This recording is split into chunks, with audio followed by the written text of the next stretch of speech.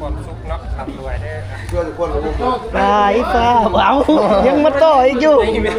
เอามัดแขนให้แม่ต่อยเท่าวันเมื่อหมดมันดิลงไปผ้าดิลูกเจ้านั่นไว้เบิ่งตู้เดี๋ยวพี่เบียร์กับแพงชูมือนี่พี่น้องเลย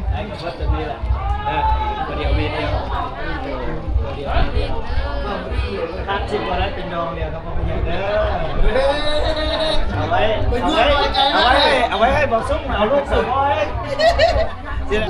เราฟังไกลๆเด้อวันนี้เด้อบอกแฮมเด้อวันนี้นี่อันนี้น้องสาวไอ้ฝากเด้อจังไหนก็เบิ้งให้เท่าดวงตาตัวเอง3 2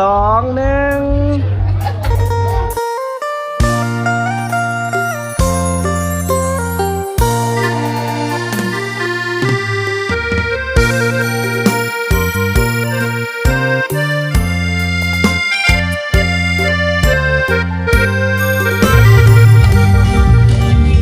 ตอนนี้กำลังแห่เขยเนาะโอ้ยอยากเป็นเพื่อนเจ้าสาวเด้เพื่อนเจ้าบ่าวก็มาล่อเลยวะ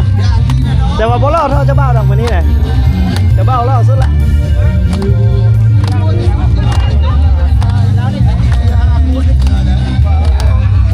ตอนนี้กำลังแห่เขยจากเฮือนเจ้าบ่าวไปเฮือนเจ้าสาวเนาะเอาโหได้ไหมเอามาแล้วเว้ยเอามาแล้วเว้ยเคยมาแล้ววะเอาจะบ้า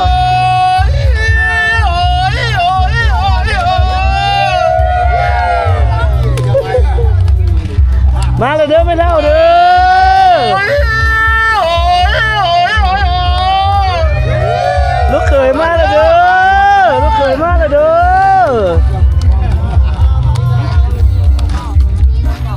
เอาห้องเพลงนะแม่เอ้ยห้องเพลงแห่เคยเคยมา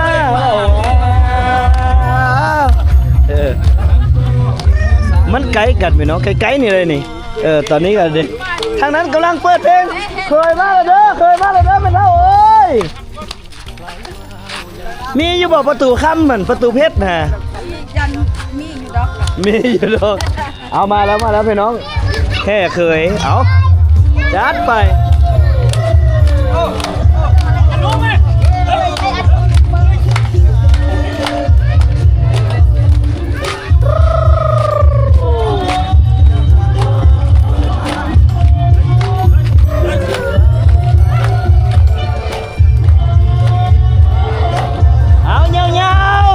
ไม่เงามันนี่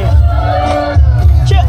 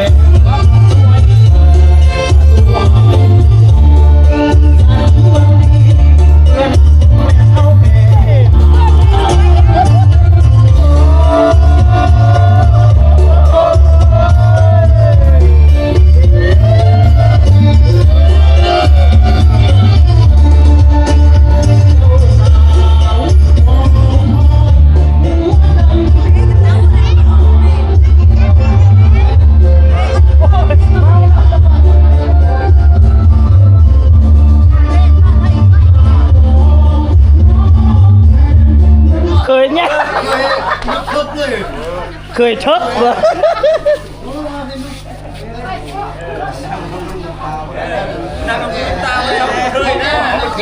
แล้วไปคักนะ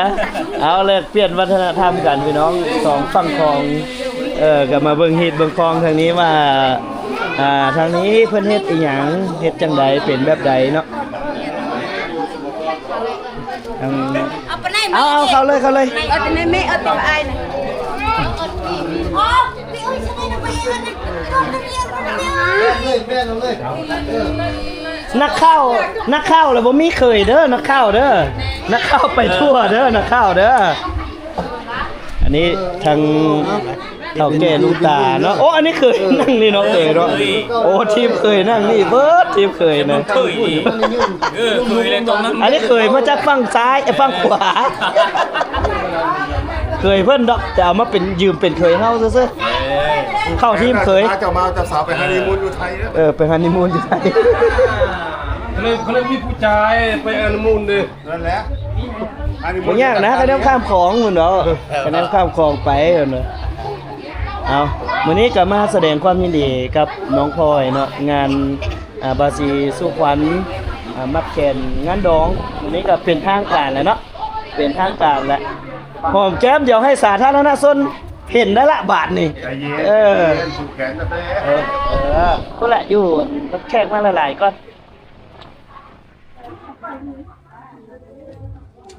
เอาบรรยากาศพี่น้อง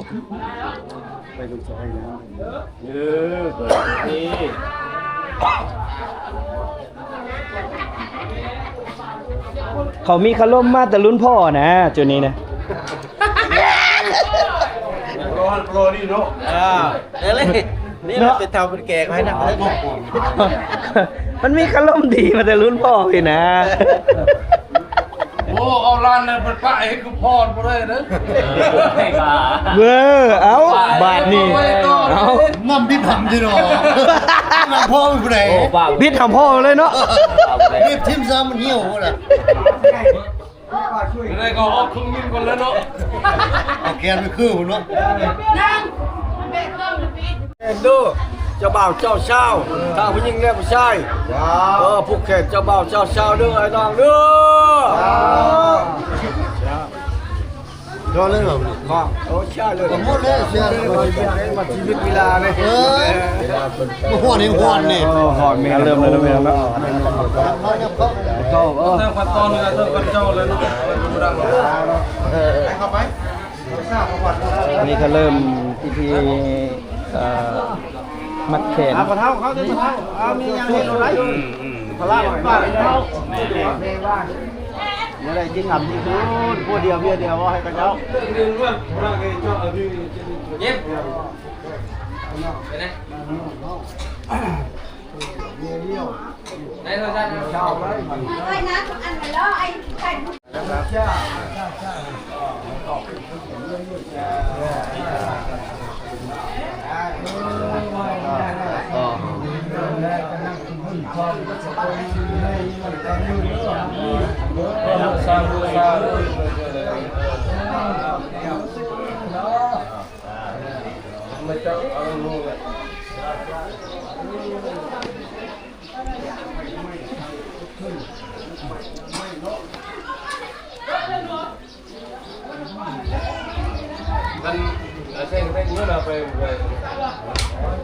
มาซื้อกันน้องตอนนี้ก็เตรียม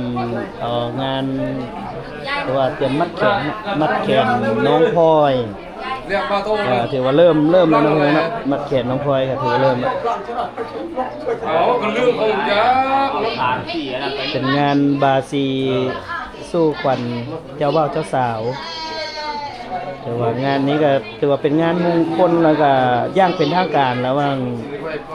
ครูบ่าวสาวน้องพลอยน้องวันนี้เปิดโตเจ้าบ่าวย่างเป็นทางการเด้อ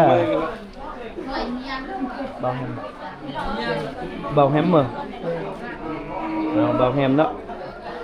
สุดท้ายแล้วสรุปก็คือน้องพลอยแต่งงานแล้วกับคนอยู่ภายในบ้านนี่แหละกับลูกชายหัวแก้วหัวแหวนของสุดหล่อ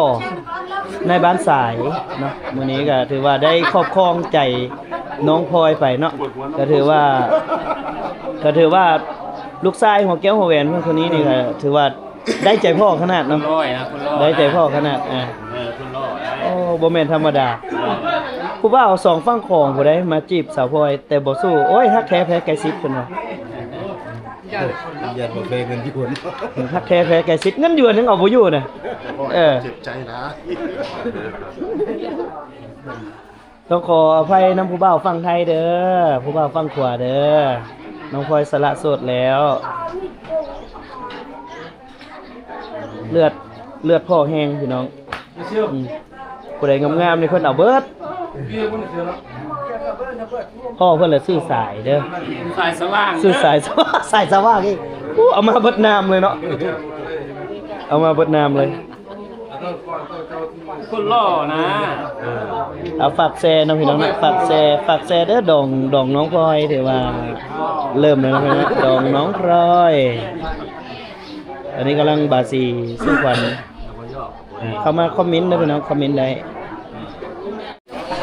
ตอนนี้แขกเฮาก็เดินทางมาจากนครพนมนำเด้อมื้อนี้เด้อเดินทางมาจากนครพนมนำ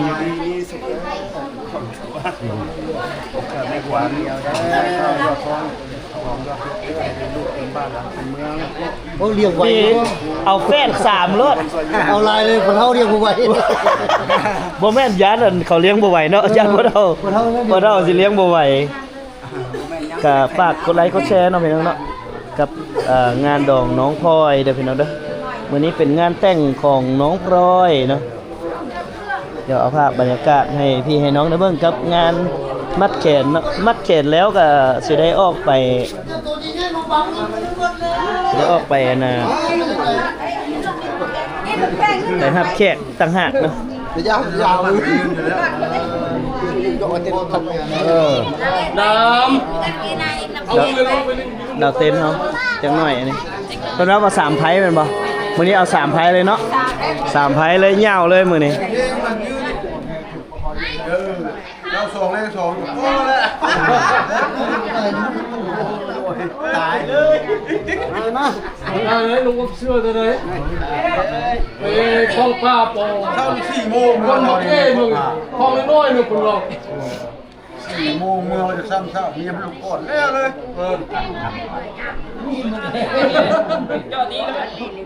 เฮ้ยเงาเลยตัวเราไปทำเช้าล็อกที่นี่กับพื้นอ่ะนี่ล็อกฝากกดไลค์กดแชร์หน่อยเด้อพี่น้องผู้ใดที่เข้ามาแล้วก็ฝากกดไลค์กดแชร์หน่อยนะมื้อนี้งานของน้องพลอยเนาะน้องพลอยหรือว่าสละโสดเป็ดที่เรียบร้อย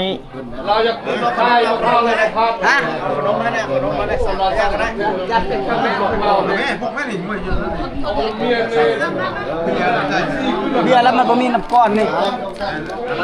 เข้าไปทำเทพเลยเริ่ม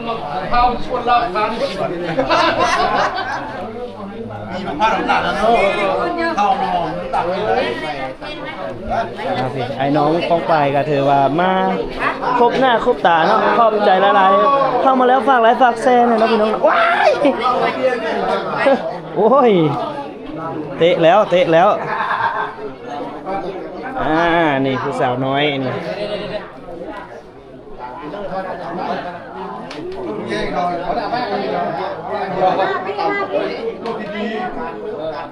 พลอยยิ้มพลอย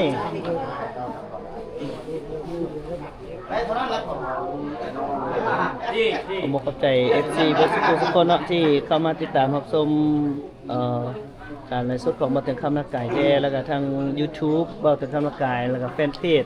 บ่ถึงคำนักกายเนาะมื้อนี้3ช่องทางเลยเนาะออกให้พี่ให้น้องได้เบิ่งได้ชมนํกันกับงานแต่งน้องพลอยอยู่ที่บ้านนาดีเมืองมหาชัยแขวงขมวนคือน้องเพิ่นสละโสดเป็นที่พอเด้อแสดงความดีใจนำครอบครัวของน้องแล้วก็ให้น้องสร้างลูกขึ้นเนาะมันเป็นหยังมันนักทางนี้ติโอ้แม่นอะไรเนาะใส่ข้าวสารให้มันนักมันนัก ใช้เบียร์น้ำมันเห็นไหม ใส่เบียร์เติมน้ำเที่ยงเขาเนาะ เติมน้ำเที่ยง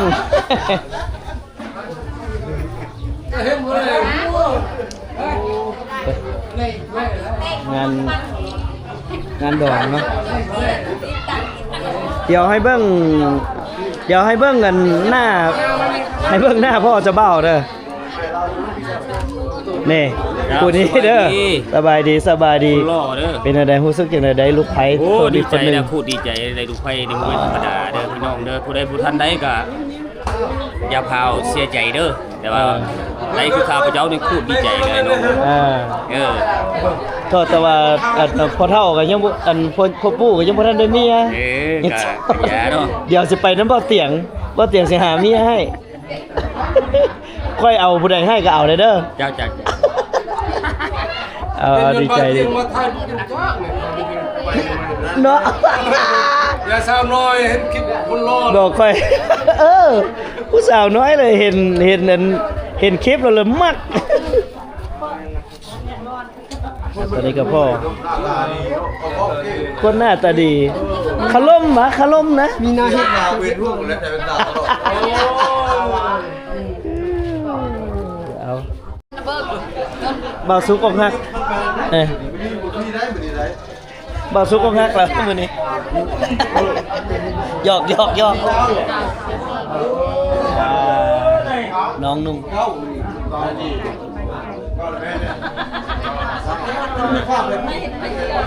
เป็นนายประสุกมาร่วมงานน้องพลอย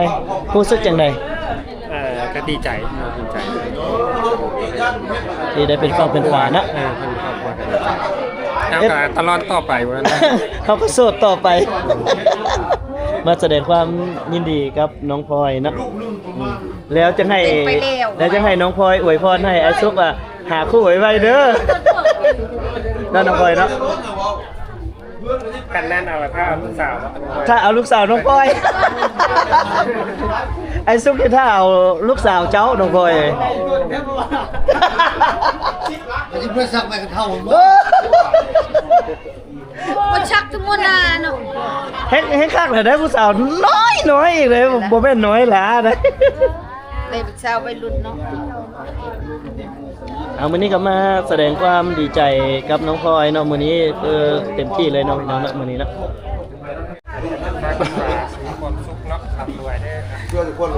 ปลายฟ้าเอายังมาต่ออีกอยู่มัดแขนให้แม่ต่อยเข้าวัดเมื่อหมดเลยนี่ลงไปผ้าอยู่ลูกเจ้านั่นร้อยเบิ่งเรื่องตู้เดี๋ยวมีใครเบิ่งหินตู้ครอบนี่นะเรื่องตู้เรื่องว่าเจ้าจะสร้างสถานการณ์เต็มขึ้นอยู่ลูกเลยนอนเฮ็ดบ่อยากบ่เท่าเขาเมา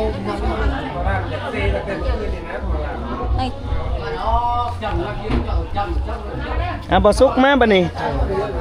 บ่ซุกมัดแขนพอลาไหมวะโอ้วัฒนาบ่พี่ให้วัฒนาถ่ายให้ครับ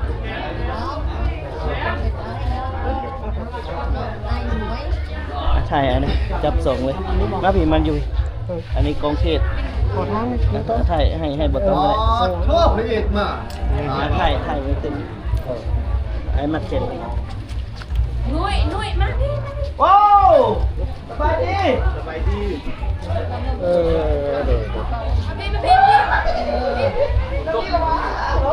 ต้องทำหมวก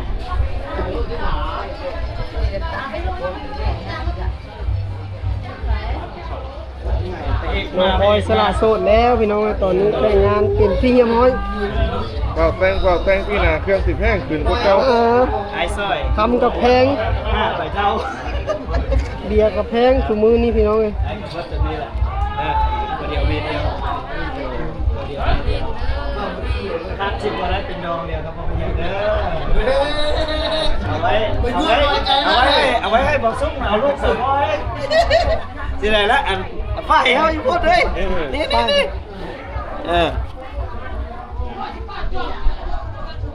เราคนนี้เป็นเกี่ยวเป็นดองกับเป็นไอ้เป็นน้องเนาะ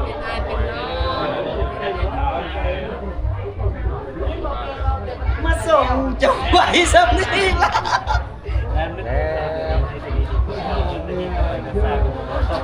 สร้างคอนเทนต์ให้ดังเลย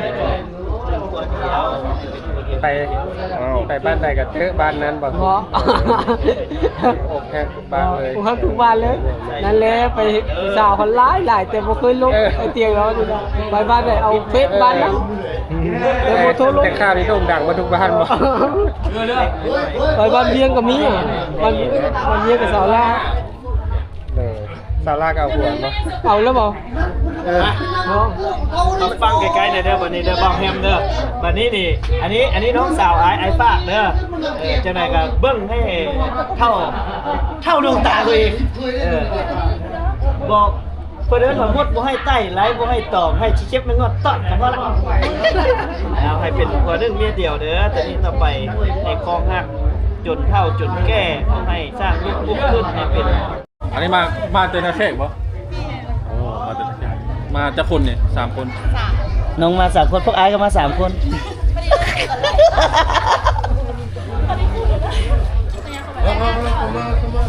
พวกไอ้ก็มา3 คนก้าวเอา มาชักคน ไอ้มา4 คน ชักคนกับบัตร 4ทุกคน4เลย ใช่คู่ให้น้องเลย จังหน่อยกันให้เขาขอให้ผู้อวยพรน่ะมีคู่มีจริงเด้อ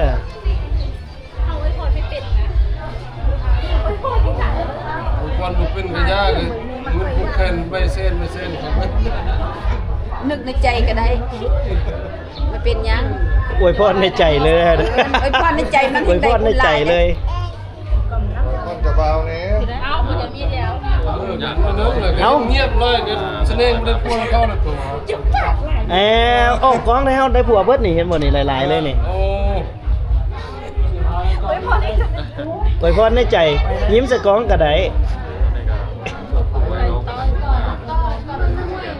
ไม่ต้องเป็นมา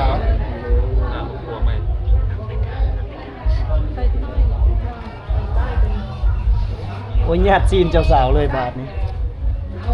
ชิมเดียวตัวเองชิมเสร็จผ่ามือเฮ็ดได้จะได้ยินนะ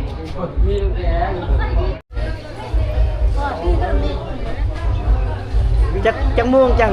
จังให้อนุญาตให้เฮาบอกให้เขาเจ้าหอมแก้มเดี๋ยวไทยหุ่น ไปจับนั่งเขาเลย เอาไปฟ้าผ่าโลกเลย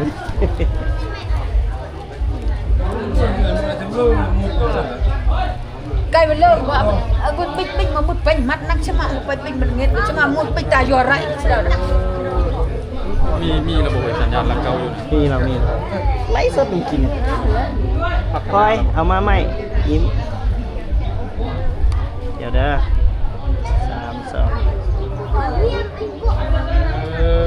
2 เบิ่งก้อนนะน้อง2 คนเบิ่งก้อนหน่อยเด้อ ถ่ายรูปไหมถ่ายรูป เอาเด้อ1 2อีกบันนึงเด้อ1 2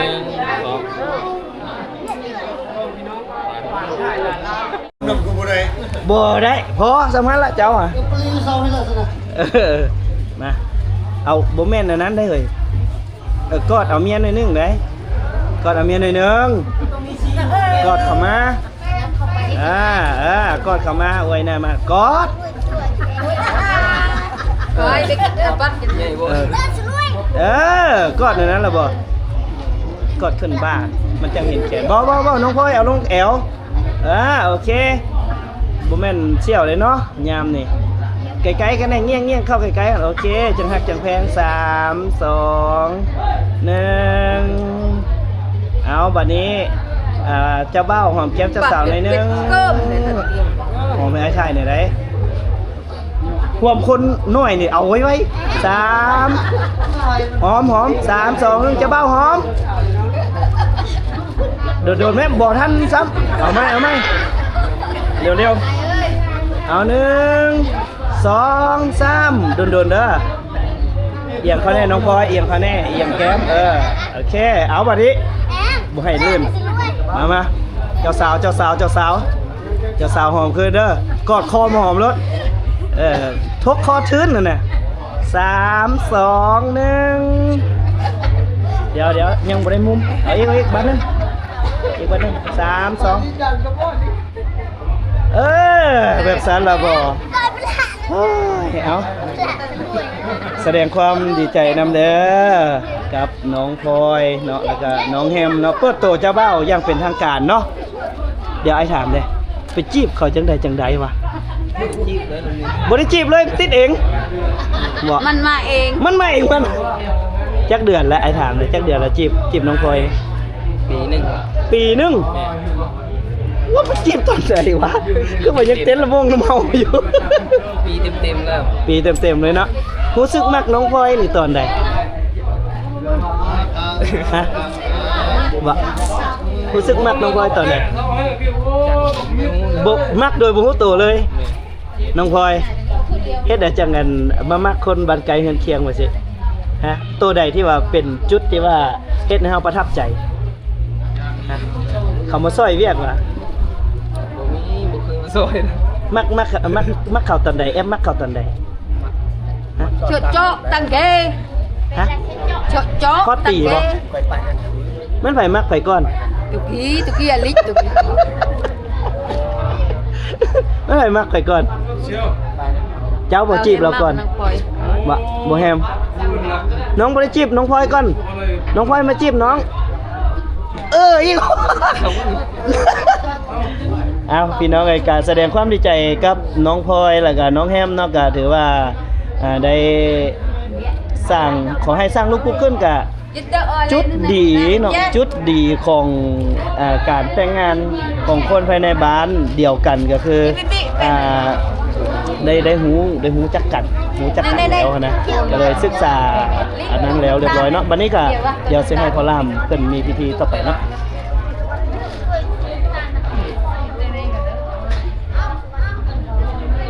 เอาผูกแขนป้อนไข่บาทนี้แค่หรอวะ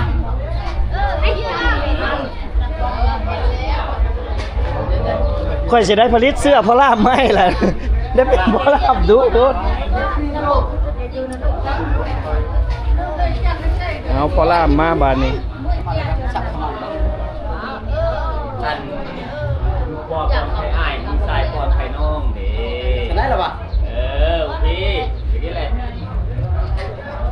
ตัวเมียตัวไผ่บอก3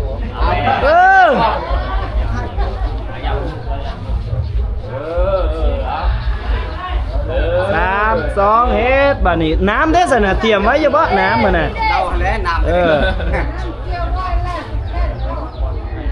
อะไรลืมตัวกี้ที่คุกเกอร์เลยเนาะที่ก้นไข่เจ้าก็จะสั่งเอาน้ำจับเอาน้ำเลยน้อยแขนเลยตับจอกก็ตับจอกคนบ่ว่าไปเลยว่าลองมาตาคุกเกอร์จบเลยดีใจนะเนาะแล้วก็จะจัดจุดมีครีมพอล่ามชนะเอาไข่นกกระทาเด้อมันจังบ่ใหญ่ใกล้ๆมันใหญ่พุ่นแม่นดีแต่บ่แม่นไข่ห่านไข่ห่านใหญ่ปัสสาวะอะไรได้คิดเอาเกลือบึ้งตัวแรกโอ้ได้ดูเราให้บ่ปานนี้โอ้ไปแต่งของกันเลยมือลาวูลาในตะเพ็นงวยตัวในพลอยงวยตัวในเอาไปง่อยจะได้บาทนี้เอาเกินก็อดชังพี่ก็อดชนะกันก็เกินเลยป้าเอาอยู่บอกพอล่ามเพิ่มอีกคนนึงอะเอาไว้ลองไงอดจะเนี่ยอะไรโจ๊กกันดิตัวเด้ออะไรกันปีละลูกอย่าลืมเด้ออย่าลืมทุกปีละลูกเด้อเอาพอล่ามนับ1 2 3 4 6 7 8 9 10ยืนเลยไทยเมียกูจะมีแล้วอะไรนี่หน่อยเดี๋ยวนะงวยแกไปแกอะไรพอยงวยตัวไหนไปแฮมงวยพี่บัดเพิ่นกลับไปหาเมียเพิ่นก็เด้อค่อยสิเว้าในนี้เด้อค่อยสิเป็นล่ามอีกเด้อจังกี้แหละนับ1 2 3 4 6 7 8 9 10ยืนกูอย่างนี้แหละมึงไทยผู้ไทยเมียสร้างลูกคุกขึ้นเป็นไม่ยากเป็นหลักยากต้นมันคงเขาต้องแก้แล้วนั่นแหละเนาะบัดทีเพิ่นก็เด้อค่อยสิเว้าเด้อไทยเมียเด้อมันยืนจบแล้วยังงั้นเอาคู่หัวบ่นี่เดี๋ยวเอาปีละ2ลูกได้ป่ะเอาปีละ2โอ้โหหลายฟุตบอลเลยเอาเลยเอานับบัดนี้นี่แหละเอาคู่แค่ว่าทุบเลยจะทุบแห้งแหละเขาเจ็บเด้อ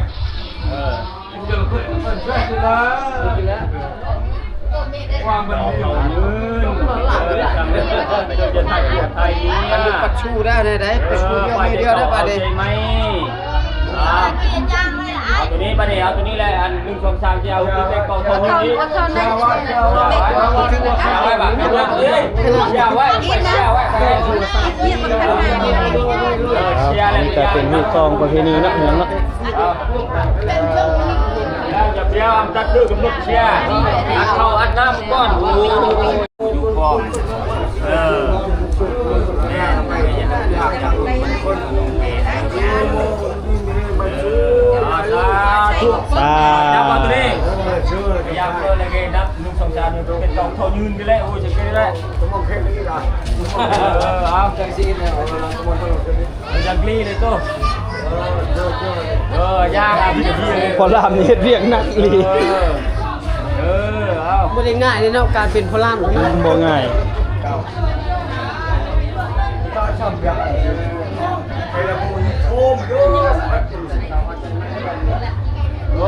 ไปเลยตัว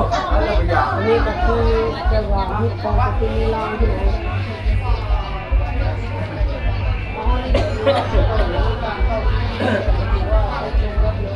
ยังเด้ยังเอาเข้าเฮือนหออีกเด้ยังเอาเข้าห้องอีกเด้เขาเอาเข้าห้องเลยก็สาธิตบ้างว่าเฮ็ดแนวใดอีกเด้บ่ได้ต้องสาธิตให้เขาฮู้กันว่าเข้าเฮือนหอแล้วเฮ็ดแนวใดอีก เขายังสมมาเขายัง ยังสุมมาอีกยังหลายเด้ช่องช่างจะมาเบาไทยเด้ โอเคแนวโฮมแต่เฮา เนี่ยเบาไทยเด้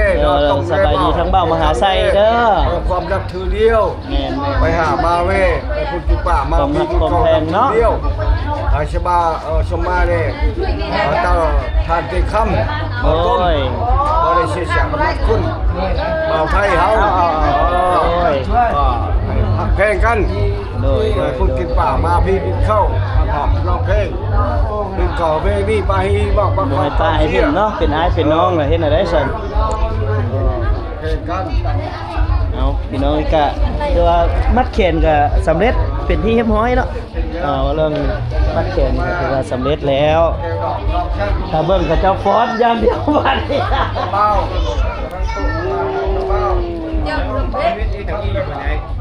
ยังสมมาพ่อแม่สมมาพ่อล่ามสมมาเข้าขุดเหนียวโฮมเนาะวันนี้ก็สมมาเนาะพี่น้องเนาะนี่คือสมมา